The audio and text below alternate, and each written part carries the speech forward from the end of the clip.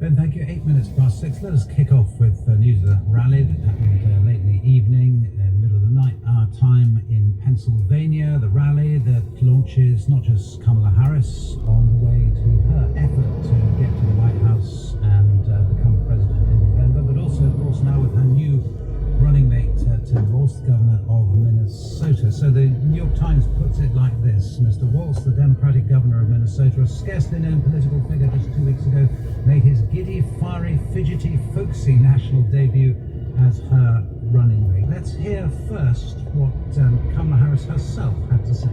Since the day that I announced my candidacy, I set out to find a partner who can help build this brighter future.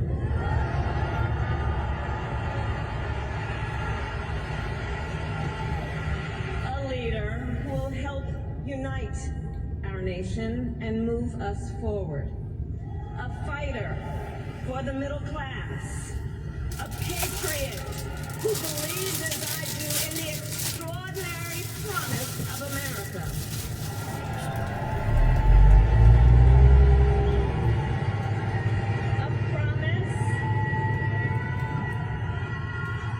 A promise of freedom, opportunity, and justice, not just for some, but for all.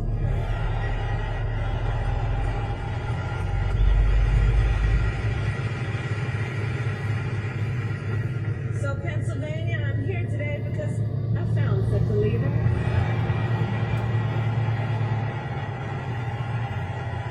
Governor Tim Walz of the great state of Minnesota.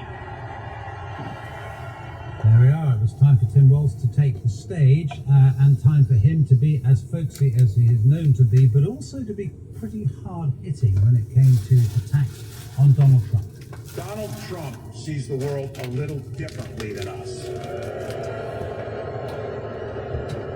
First of all, he doesn't know the first thing about service.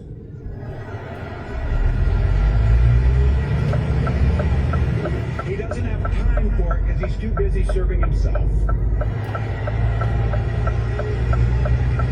Again and again and again, Trump weakens our economy to strengthen his own hand. He mocks our laws.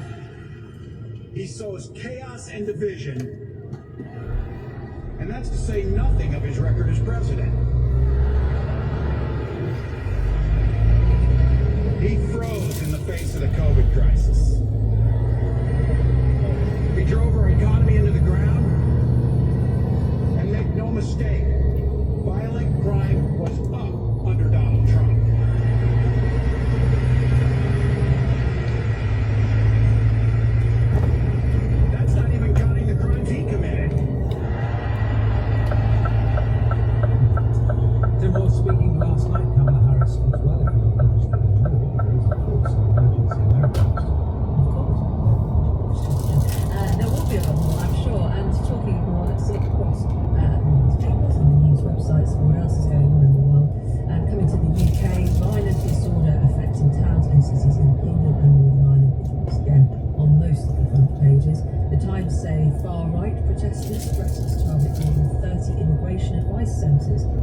support people making asylum applications. The paper quotes senior police sources saying ample feedback in the next 24 hours, but that officers are ready to respond. The Guardian says immigration lawyers have been warned to take extra security measures or stay away from work. It says law groups blame the former Conservative government for contributing to the far-right threat by demonising so-called lefty lawyers. Anti-social media is the headline for The Sun, which points the finger at tech giants for allowing their sites to be used to incite violence. The paper says the firms are raking in profits while the rest of us are left to count the cost. The Daily Mail focuses on the age of some of those involved with the headline, Shame for Child Rioters. The Telegraph leads with comments by the Director of Public Prosecution, Stephen Parkinson, for the BBC, warning that some rioters could be charged with terror offences. The Mirror looks at the potential prison sentences with the headline 10 years hard labour. The Daily Express features a warning from the Reform UK leader Nigel Farage that the UK faces a perilous moment. The paper quotes a video he posted on social media claiming the Prime Minister doesn't understand what Mr Farage calls a general feeling of dissatisfaction about immigration. Many papers react to Kamala Harris picking the Minnesota government to Walz as her Democratic running mate in the US presidential election. Harris brings Walz to the election dance, says the Times. It suggests that a little-known politician caught the vice president's eye by attacking Donald Trump and his supporters on Twitter. The Financial Times says Kamala Harris hopes Mr Walz, a former teacher, American football coach and National Guardsman, can appeal to working-class voters in key swing states.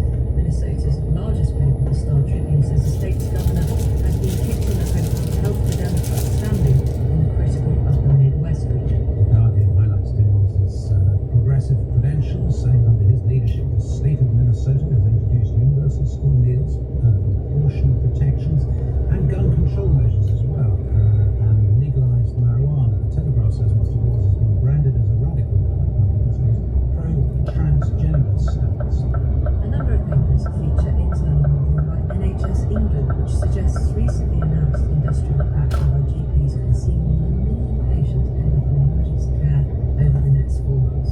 The Telegraph says under one scenario, it could be an extra 1.8 million calls to NHS on one number in the same year. The Rise says the UK's biggest water company, Thames Water, could avoid paying a £104 million fine handed down by the regulator for historic sewage spills. The paper understands Ofwat has left the door open to negotiation to avoid the charge if other changes. Time now is 14 minutes past 6, and last night marking a week of violence, there was further unrest in West Belfast. A severe assault on a lad in his 50s on Monday evening is also being investigated as a racially motivated hate crime. Chris Page is the BBC's Northern Ireland correspondent. Chris, can we start there with that very serious assault? What do we know? Yes, we know that a man has been treated in hospital. His injuries are described as being serious. Witnesses said that Monday night a group of people stamped on his head while other people actually tried to shield him from that attack. Police stepped in and the man was taken to hospital. We've just also been issued by the police centre with details of another two incidents really in North Belfast, in addition to the ones you've already mentioned. Last night, 3 people have been arrested on suspicion of racially motivated hate crime. This time, a car was hijacked by men wearing masks and driven at a business in North Belfast. And also there were reports of men wearing masks and smashing windows of houses. So 3 more arrests in relation to those incidents. The police say they want to reassure the communities affected that they are on the ground in numbers, and their priority is to protect people who are vulnerable from attacks like these. So all this obviously adding into a difficult situation for the police and a fearful environment for communities, members of ethnic minority groups here who come under attack in recent days. And do we know who these takers of streets, these people are?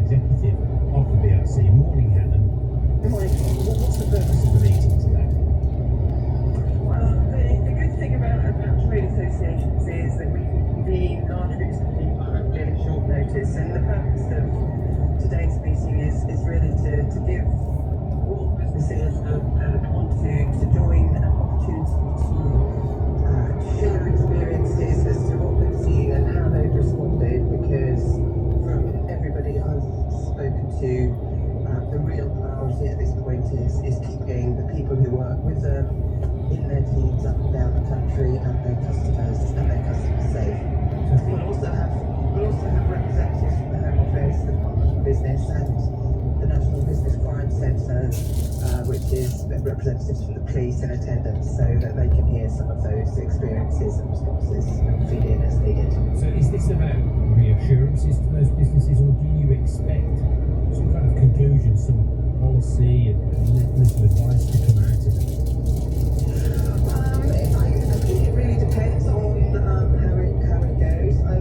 Certainly, what we always find in difficult situations that people are facing is sharing what it is, how they're responding, what best practice looks like with their peer groups is a really valuable thing, because a lot of businesses feel like, you know, they want the reassurance that they are doing everything that they possibly can to keep their colleagues and their customers as safe as they can in the current environment, which is obviously, you know, really difficult in certain places around the country. Yeah, and I wonder if you could just put into perspective how difficult that is. You know, there will have been, you know, many ups and downs that the retail industry has had to go through over the years.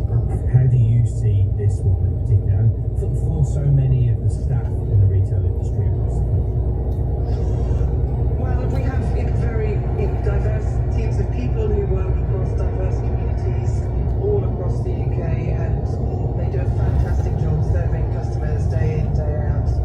And what you'll already be aware of is we were seeing an increase in sort of violence and abuse against retail workers over recent years. Those numbers have really been increasing.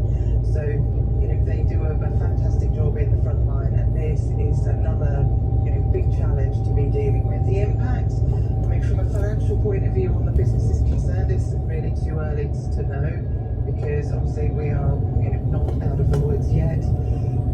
It was mentioned in the lead-up that we are seeing footfall significantly impacted in some of the cities, particularly last weekend, places like Manchester and Nottingham saw about 20% fewer people on Saturday coming into the city centre. So obviously it will be affecting those businesses, and there's the clean-up operation for any shops or premises that get damaged.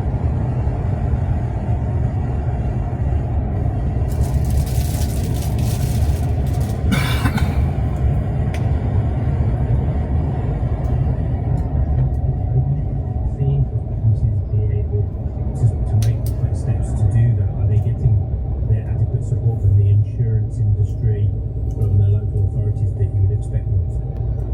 We'll find out a bit more about that today at the meeting, but I haven't heard that they're not. I think, you know, it's early days. People will still be in contact with their insurers. The advice that we've had is that most insurance policies will include cover for activity and issues such as these, but I think it's the focus really at the moment is on the people who work across the industry, and on keeping customers safe. Helen, thank you. Helen Dickinson, Chief Executive of British Retail Consortium, holding that meeting with its members today. Good morning to Tinika Fricker, Head of UK Equities, Senior Investment Manager at Waverton. Morning, Tinika. Good morning. Calmer day on the stock market yesterday and overnight in Asia as well. A bit of a rebound after Monday's fall. All these moves that we've seen, the drastic moves that started the week, they increases talk of volatility, fear amongst investors like yourself. There are measures for that. How does this compare to major moves you might have seen in the past? Yeah, no, that's right. There is actually an index that measures this. It's called the VIX index, a volatility index, also known as the fear index, as you rightly point out. And what you see in periods like this, the last sort of 3 days when we've seen these extreme moves, you see the chart spiking dramatically, and it's probably not quite at sort of COVID level, but it really suggests there's a lot of uncertainty, and it's, you know, no surprise when we've had the Japanese market go down, you know, nearly as much as sort of the worst time in 1987, and then go up by a record amount. And this is quite a volatility.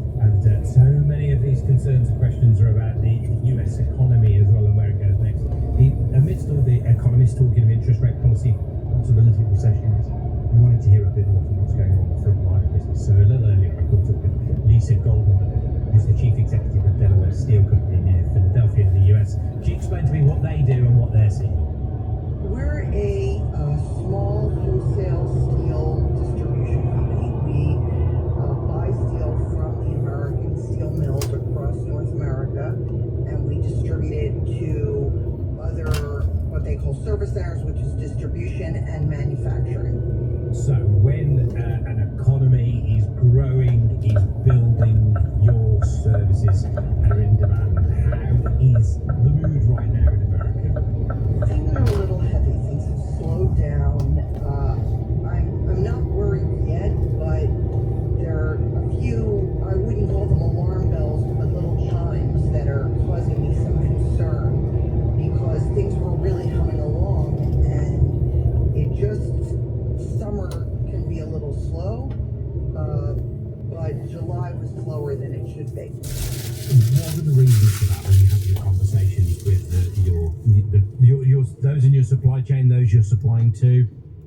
Some of it was, I think, the natural response to the increase in interest rates, as well as some seasonality and a little bit of adjustment from the higher interest rates and just a general malaise that seems to have set in.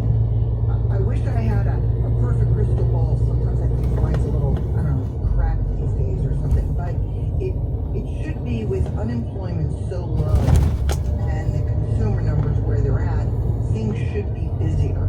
So I wonder if there isn't just this sort of flattening of a growth curve that is sort of slowing things down a bit. And what consequences does that have on the steel industry then? Well, in steel or pretty much any of the big manufacturing, it just causes a bit of a slowness. Steel is a high capital item. It costs a lot to manufacture it, and it goes into goods that are directly related to the economy. So anything that is for building, for residential consumption, or non-residential, like big box stores, or anything that, whether it's large dumpsters in the back of apartment buildings and garages, or items that you look around in, whether it's for ceiling or furniture or agriculture, steel goes into pretty much anything we use. And so anything that slows down the economy slows down the manufacturing of larger construction items. And Lisa, we've talked a lot here in the UK and the discussion right across Europe about the subsidies, effectively the encouragements for business to invest in the United States with the Inflation Reduction Act, Joe Biden's act that he's had. What has been the consequence of that, and is that still being felt? Oh, I think it's still being felt, sure. I think it's a good thing overall. I think it's part of a larger picture, whether it's protectionist tariffs that were put in place, going way back and that are being maintained, or the stimulus money from COVID that I think is certainly being felt from an inflationary perspective. And as the government's doing everything it can, and the Fed is, I think, done a stellar job in really putting a hold on inflation. The larger packages that Biden put in terms of stimulus packages, we haven't even begun to feel the full effect of that in manufacturing, because many of those contracts haven't even been executed. Lisa Goldenberg there, Chief Executive of Delaware Steel Company over in the US. Tineke, more US news. When we look at what Airbnb was saying last night, cautious about American consumers weighing on summer bookings. Is this all adding up to something? This is the theme is slowing, isn't it, of this session? So the US is about 43% of sales, and it was a big driver for the profits in the quarter they just had. But what they're saying is that there's real slowing month on month. So Americans are booking less, they're booking later, so there's more last minute. So this is sort of all fuel to the fire of the concerns we talked earlier. Is the US slowing more than expected, or are we still on that soft landing trajectory? Tineke, thank you. Good to talk to you this morning. Tineke Fricker there from Waverton. I'll be back after 7 o'clock looking at the